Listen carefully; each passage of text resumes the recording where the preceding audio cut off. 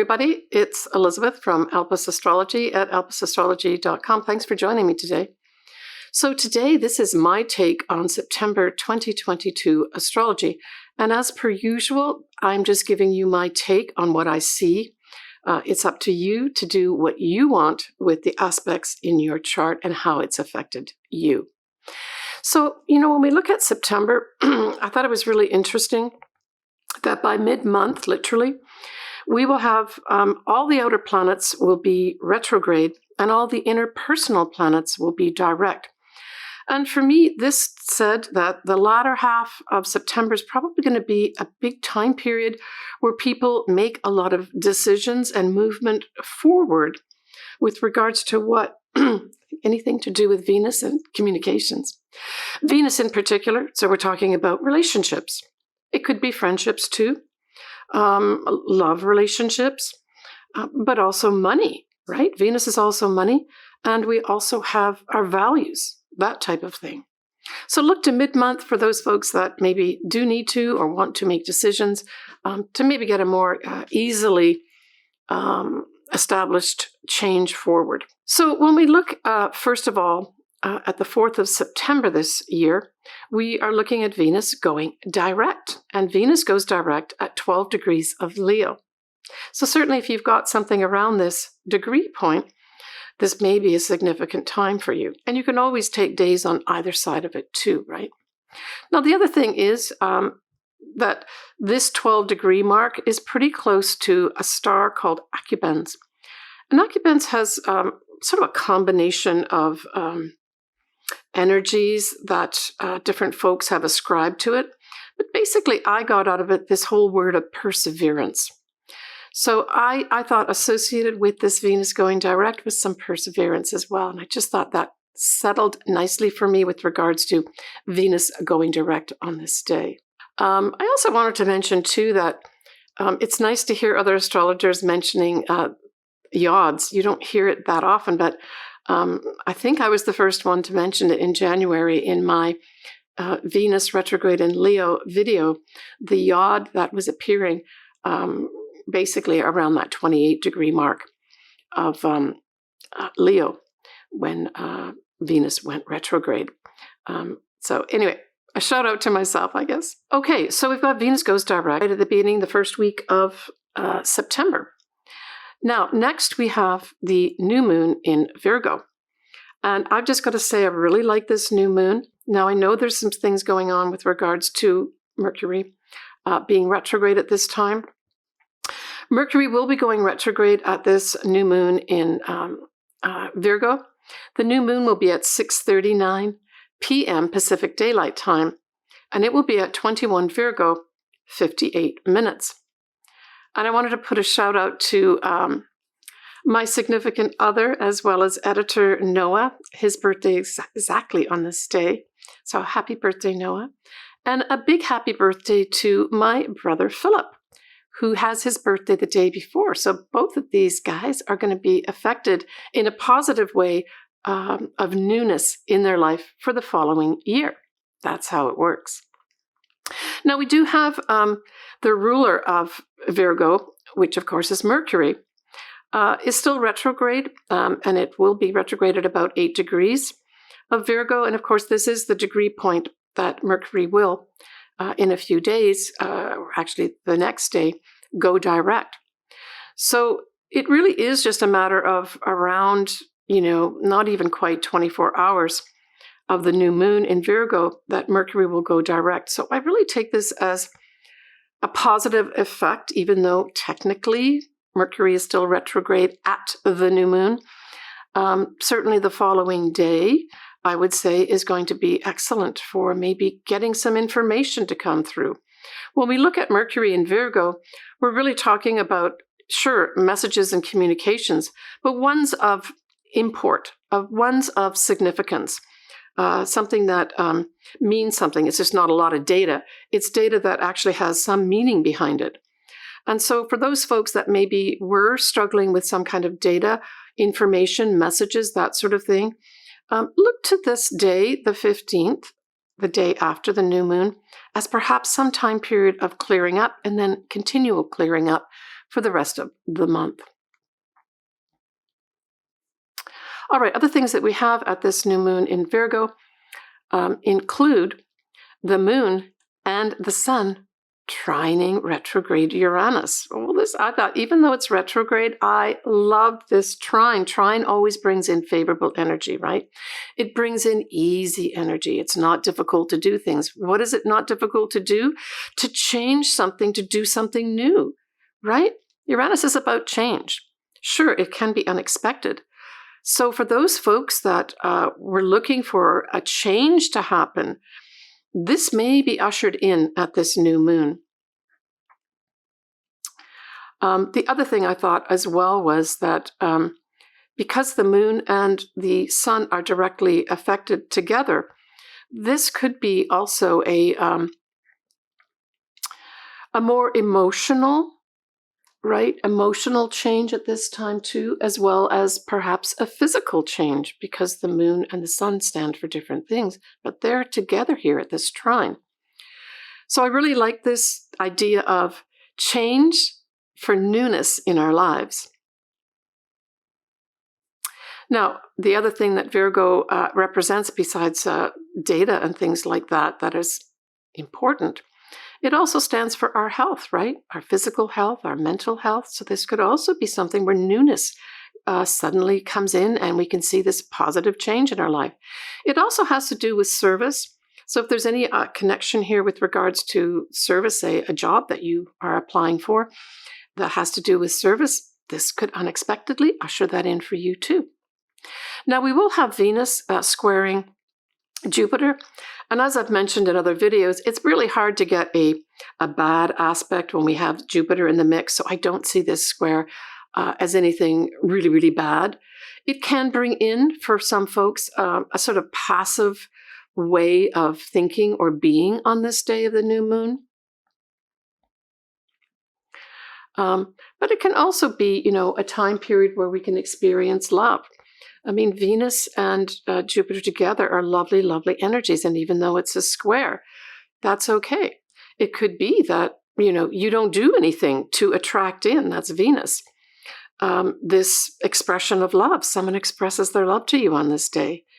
That could happen with this as well. But generally speaking, it would be really people just being a little more passive and not taking any direct action with regards to that square effect, right?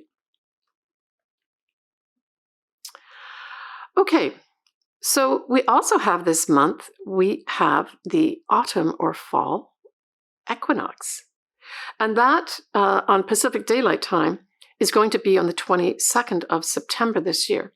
And that's when the sun ingresses or goes into Libra at 0 degrees and 0 minutes. That's at 11:49 p.m. Pacific time. So certainly for those on the East Coast, it would be the next day, the 23rd. And I put the chart up here for you to look at and see if anything maybe stands out for you with regards to your own chart. Because if it does, then that could be a time period. It's approximately a time period of about 3 months where you may have some kind of interesting activations of some sort to do with the autumn or fall equinox.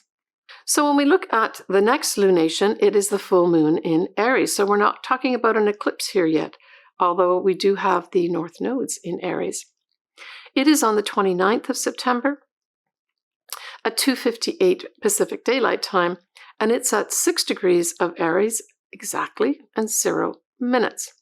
Now, I just wanted you to note, for those folks that like to plan ahead, like me, we are going to have an eclipse very close to this degree. That's also a full moon, but it's a full moon eclipse. It will be at 5 degrees of Libra. And the reason I say that it's close, even though this one is in Aries, this full moon, and the eclipse is in Libra, full moons put the moon in one place and then the sun in the other, or vice versa, right? So on the 25th of March, 2024, we will have the sun that's going to be in the same degree as this full moon in Aries at 6 degrees on the 29th of September. So what does that mean? It means that there's kind of two lots of culminations here. And depending what houses you're looking at. So look first of all to the house that Aries falls in, especially the degree of 6 degrees Aries. And then look to the opposite house and see what's there. What house is that? And so pay attention to both those houses, because both those houses are up for some kind of culmination, some kind of endings, or a very big illumination, just like a full moon becomes so bright right in the sky. All right, just a little heads up. I'll still, I will cover that eclipse in March for sure. Now, also at this full moon, what else do we have happening here? Well, we have Mars, which is the rulers of Aries, is in its detriment because then it's in the opposite sign, 21 degrees of Libra. But it is conjunct the south nodes. In turn, that Mars is also sextile to Venus. Now, this setup says to me, especially when we talk about Mars, the ruler of the moon, conjunct the transiting south nodes, it really kind of puts an emphasis on letting things go, right? A lot of times we talk about the south nodes as where we need to let go of something. And so I really saw this full moon as a letting go of some things as well. So again, look to where you have Aries and where you've got Libra. It's those two places that are going to be affected. But because we've got this sextile to Venus, Venus puts a little sweetness in there. Venus makes things a little nicer. So I would say for those folks that maybe, let's just say you want to end a relationship or end a friendship for that matter, this Venus being here by sextile gives you the opportunity to make things nice, to make it easier, to make it sweeter, right? And it does bring in something favorable potentially with regards to love, because Venus and Mars together, right, are the celestial lovers. And Venus, of course, is still in Leo. Leo rules things like true love and new love. So even though this is a full moon, that element can be brought in. And I'm thinking some folks, not everybody, but some folks will have decided probably during the whole Venus retrograde period to let go either of a relationship or let go of a way of doing that relationship and making a concrete change, like, those signposts of I'm now going this way. Or, like I said, letting go of a relationship or maybe a friendship at this time. But then this full moon can actually usher in an opportunity for a new relationship to come in or a new friendship. Now, it can also indicate money, but more strongly because, we've got Mars in Libra and Libra rules relationships. I have a more focus, I would say, on relationships, but it could bring in opportunities to make money too for some folks. Maybe make money in the entertainment industry, right? Because that is, of course, in many respects, Leo, right? Getting on the stage. Or creative projects could come in also under this as well.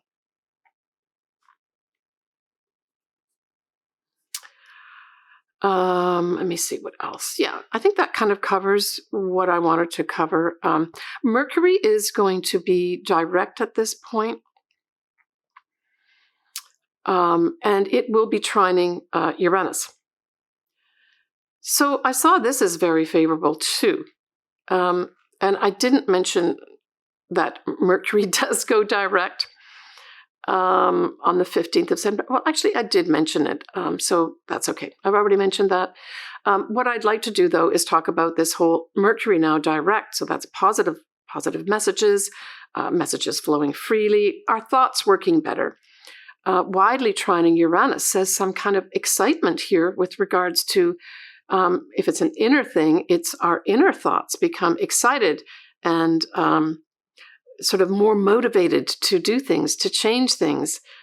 You can maybe get these thoughts about, hey, I can see how I can make these changes now in whatever area of your life. This can also bring in just straight positive change, right? Just generally speaking. So for those folks that were maybe affected by this whole Mercury retrograde, now that we've got it direct at this full moon, this could be a positive time of favorable change that comes unexpectedly And maybe it's unexpectedly in our thoughts. We get a little bit of an aha or an enlightenment of some sort, or we get a message out of the blue coming through that is really positive because it facilitates this change that we want to make. And in Aries, we're talking about a change. We're talking now because we've got the influence here of the full moon, which is in Aries, to be independent, right? Okay. The other thing that we've got at this full moon is a yod again. And the yod at its base has Uranus at 22 of Taurus. And then we've got the Neptune at 25 degrees of Pisces. And it is pointing to the south node at 24 degrees of Libra. Wow. I thought this is like a real message in the sky that says, you know, be inspired to let go of things that you need to let go of. Now, when we talk about Libra, which is what this whole yod is pointing to, and it being the south nodes, it's like the path we've been taking with regards to relationships, with regards to friendships, our social, the way we act socially, that type of thing, diplomatic type stuff. It says to me with this yod that there's an opportunity here to let go of the way you were doing those. Now with Neptune, it's kind of like a philosophy. So it might be tied in here with a philosophy that we need to think outside the box. We need to make change. And that's the element of Uranus here. Okay, I hope that helps you.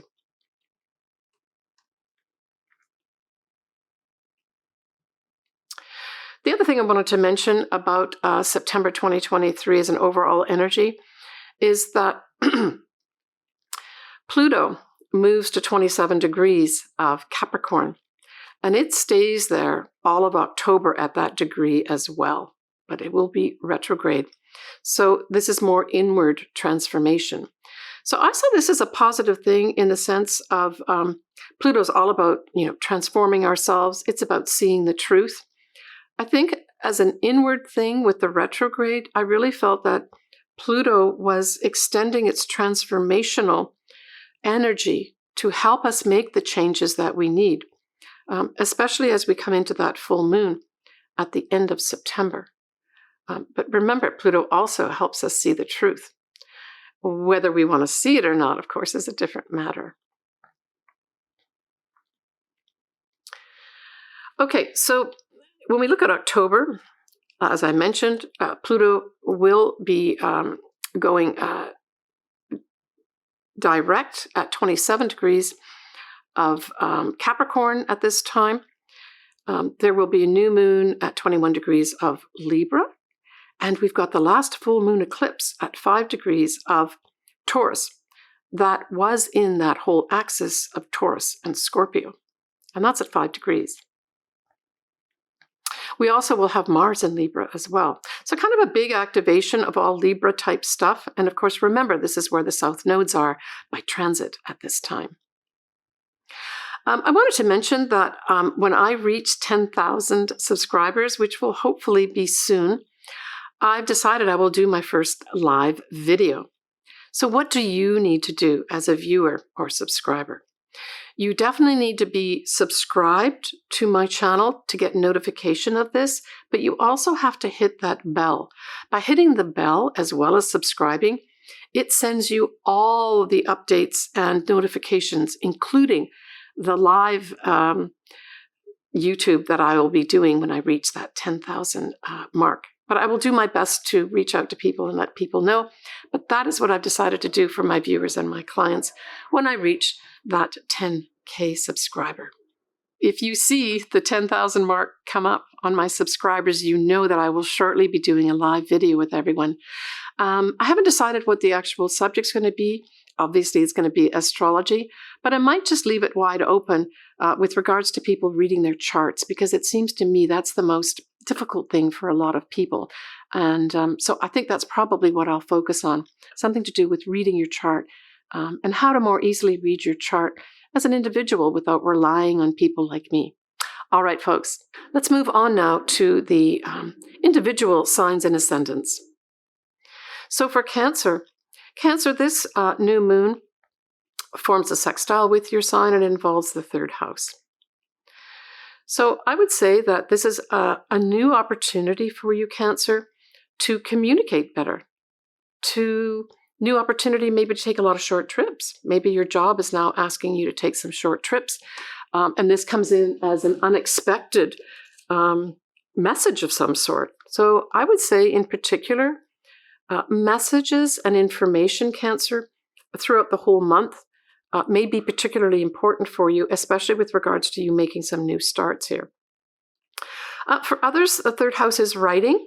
It's also like just some of those easy courses that we do in education, like certificates, that type of thing that you would do in the 3rd house in terms of education. So you may just get some opportunities unexpectedly to do something like that. You may get some unexpected opportunities to literally speak, to be a speaker somewhere as well. Unexpected opportunities may come through to, communicate more with your siblings or the neighbors around you. And this all comes in as a positive type of energy. And maybe that Uranus, trining the new moon at this time, brings some enlightenment or information your way that you didn't know about, anything to do with that 3rd house.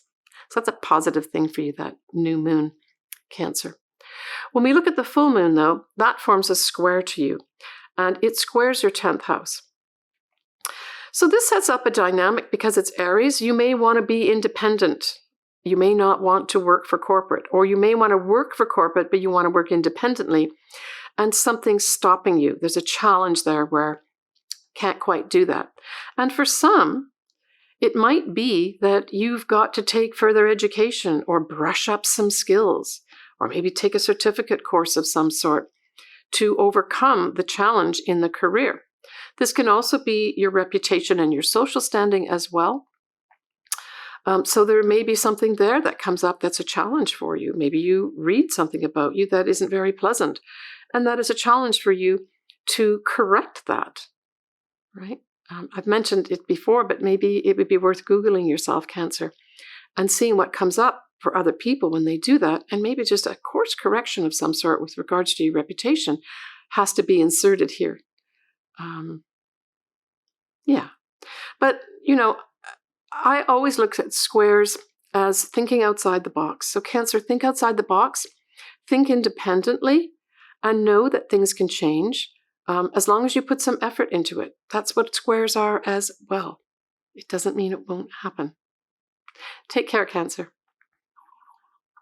All right, everybody. As always, I would love to do your chart. I leave all my contact details below here. Please feel free to reach out to me. I love hearing from everybody. Leave comments. I will always get back to you.